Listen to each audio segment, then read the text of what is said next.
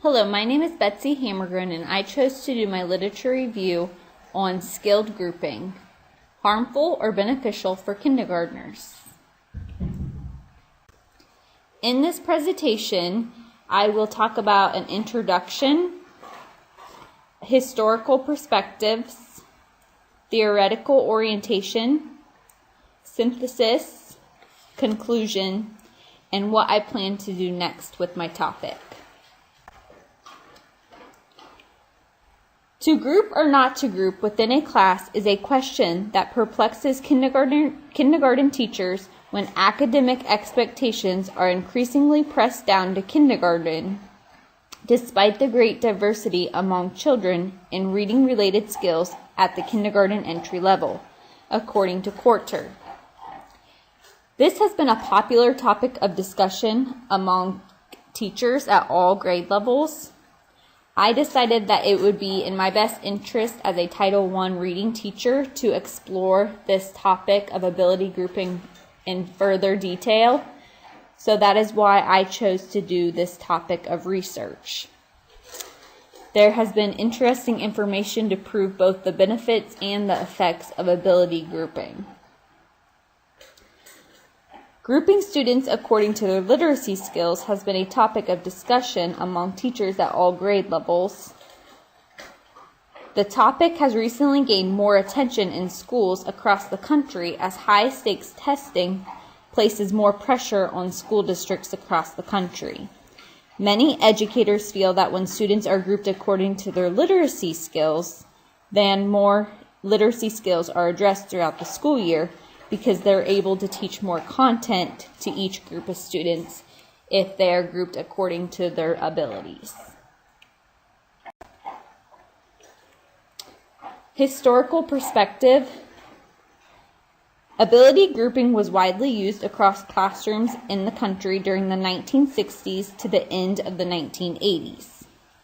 Towards the end of the 1980s, Jenny Oakes began to research the implications associated with ability grouping students according to their skills.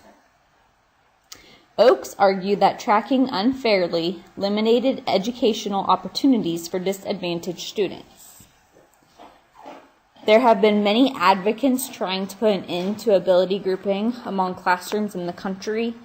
And I would say by the end of 1990, many school districts with high poverty rates among the students actually reduced the amount of time associated with ability grouping.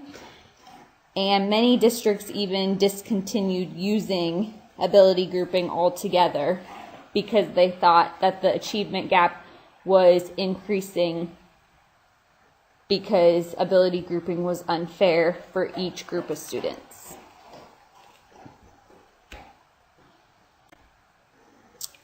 Theoretical orientation. There were many case studies that I came across when researching ability grouping in the kindergarten classrooms. The researchers chose this method because they were focusing on the different reading groups from one classroom in order to compare the differences between the reading groups. A lot of the case studies went into the classrooms and grouped the students according to high, medium, and low ability performing students. The researchers found patterns associated with the different groups of students. In general, the higher ability students showed a faster literacy growth than the medium ability and low ability students while grouped according to their literacy skills. A couple of the research studies that I also focused on were considered mixed methods research design, and that's because they focus on both case studies and meta-analysis. So there was a mix in between there. They had quantitative and qualitative data, and they involved real students in classrooms.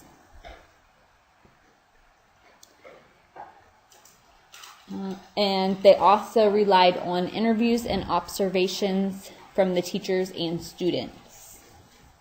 in order to complete the studies. A synthesis overview of what was in my literature review. I first focused on the benefits of ability grouping in a kindergarten classroom. There are many benefits that support ability grouping in a kindergarten classroom. As educators, we know that not all students come to school or enter kindergarten at the same level because they all have different background knowledge and literacy. Since there is a huge literacy achievement gap among these students in kindergarten, it is beneficial to group the students according to the skills that they already have.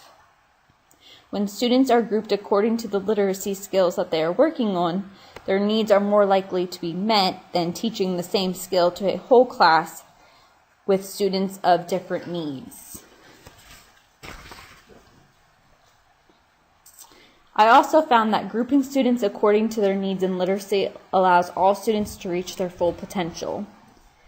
If you think about it, students that have not mastered a skill would receive more time to work on that particular skill, and students who have mastered the skill would get more exposure to more content and a chance to engage in more scaffolding than they would have if they would have been instructed in a whole group setting.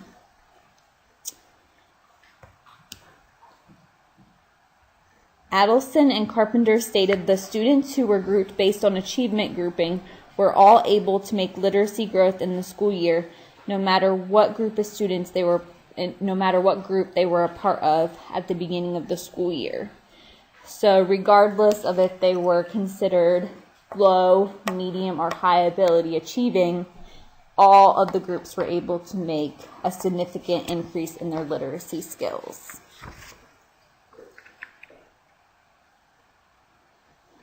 Another benefit I found was the teacher was able to differentiate more according to each group of students' individual needs.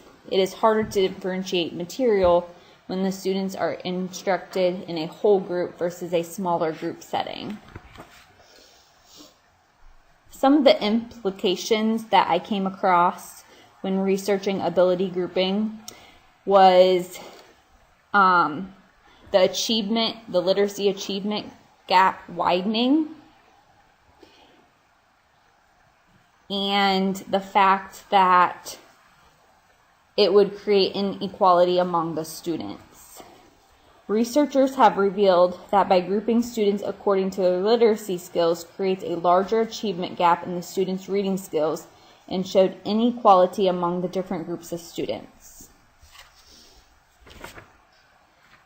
Another risk that I can totally relate to is when teachers are not flexible with their grouping of students. Being a Title I teacher, it is crucial that when students make gains or they're not making gains, you readjust the schedule or the content. So that is definitely an implication associated with ability grouping, is if teachers are not going to be flexible with the grouping, then that's really going to be a disservice to the students. And the last piece of information that I collected was the time allotted to ability grouping in the kindergarten classroom. There has been a lot of research invested into how much time educators should devote to each group of students. This topic of conversation is so important because if we do not spend the appropriate amount of time with each group of students, then basically our instruction was pointless.